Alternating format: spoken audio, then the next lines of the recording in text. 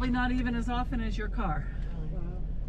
Because you know how to drive it properly. Well, that's one thing, but these vans are customized with transmissions that are made just for this mountain. So when I go down in low gear like I am, the brakes actually hold us, or the transmission actually holds us back. So I only have to tap the brakes around the curves. And because my brakes never get hot, I'm only tapping my brakes. I don't have to stop at the pullouts to cool the brakes. So if you smell those hot brakes, like on the way up, we smelled all those brakes. It's the other guy. It's not me. We were wondering what you talked about, the Great Fire that took out the second story. Yes. Was that a forest fire that swept through? No, nobody really knows how it started. They've ruled out lightning. There's not much up here that can burn. Right. Yeah.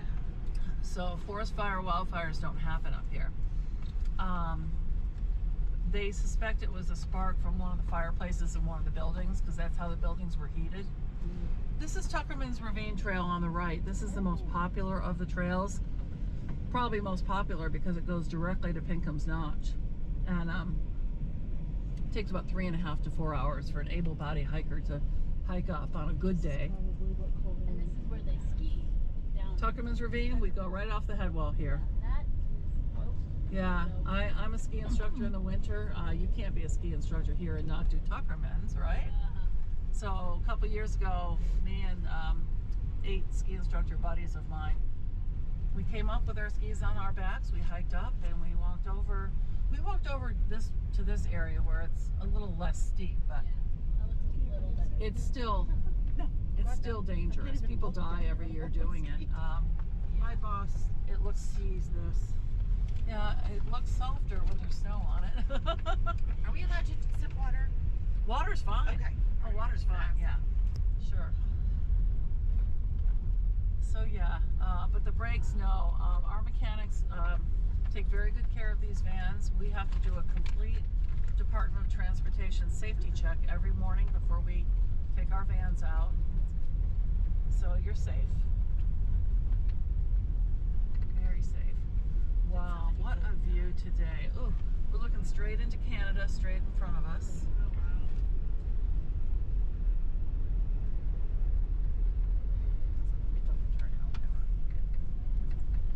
A nice commanding view of the northern presidentials. Awesome. Yeah, we haven't had these incredible views much this summer because the wildfire smoke from out west is coming in. But we are surrounded by Arctic tundra. You can see the mica sparkling. And the reason for the low tree line here on Mount Washington and the reason for the extreme weather is the fact that Mount Washington is the highest mountain in the Northeast, making it the largest obstacle that weather crashes into before going out to sea. That makes sense. Yeah, and if you know the North American weather map, you know that our weather travels generally from west to east. The meteorologists call Mount Washington the tailpipe of America because all of North America's weather and all of the wildfire smoke comes through here eventually. There are 24 weather systems blasting across the North American continent. Some of them originate in the Canadian Rockies, some off the Pacific coast, some off the western coast of Mexico, and some from the Gulf of Mexico. And they are in the jet stream above us, gaining strength and speed as they approach New England. Now the presidential mountains, if you look at a topographical map, the presidential mountains are kind of laid out almost in a triangular formation, resembling a funnel, if you let your imagination go. And as these weather systems are approaching the Northeast, they slam into the presidential mountain range, entering this funnel where these weather systems are compressed and they collide into one another before they crash into Mount Washington and go up and over out to sea. is what causes the extreme weather we have here. That alone. What town is that down there? You're looking at Berlin, New Hampshire. Berlin. Yep.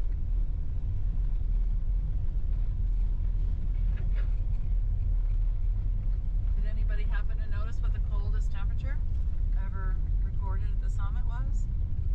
No. Take a guess. No. That was the wind. I noticed that, but no, I didn't see it. Minus 50 degrees. That was in February of 2023. We had an Arctic blast come through one weekend. Everybody's pipes were freezing. On that day, it felt like it was minus 108 with a wind chill. And people were up here. Yep. They're here year round. Yes. Wow. 7 days on, 7 days off. Where do they go outside when it's that cold? Or The weather observers do. They go outside every hour to take their weather readings, for sure. What kind of special gear do they wear? Oh, ski gear, they have it all. They have it all. I think they probably spend more time putting the gear on and off than it takes to take the weather readings. Yeah. So, Mount Everest coldest temperature, only minus 41 degrees. Still cold, but not minus 50. And you already know the greatest wind here was 231 miles an hour. Mount Everest is only 175. No competition here, just saying. And it may not even seem like a big deal to compare the two, but we're just over 6,000 feet in elevation, and Mount Everest is over 29,000 feet in elevation. That's why many hikers that are preparing to hike Mount Everest will actually come here to train in the wintertime. We see an electronic, solar-powered weather station perched on the rocks to the right. It is measuring wind speed, air temperature, humidity, and barometric pressure, and sending those readings to the summit 24 hours a day. There are 6 of those along the auto road, placed at every 1,000 feet in elevation. That one was at 5,300 feet. The summit weather observatory, of course, is almost 6,300 feet. And we'll pass another weather station that we'll see at 4,300 feet. The rest of the weather stations are placed a little more discreetly along the auto road, not quite as visible from the road. What body of water is that? That's Reflection Pond in Shelburne, New Hampshire. Looks more like a lake than a pond, doesn't it? It's popular with people who enjoy kayaking.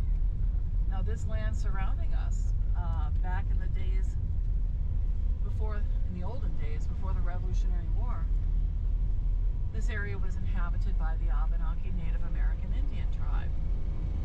They lived in the valleys of northern New Hampshire, Maine, and southern Quebec. And their name for Mount Washington was Ogiokachuk, which means home of the Great Spirit. Now the Abenakis normally did not venture to the summit of Mount Washington. They were afraid that it would anger the gods. And they wanted no part of that, of course. After the Revolutionary War, the pioneers were moving into the area.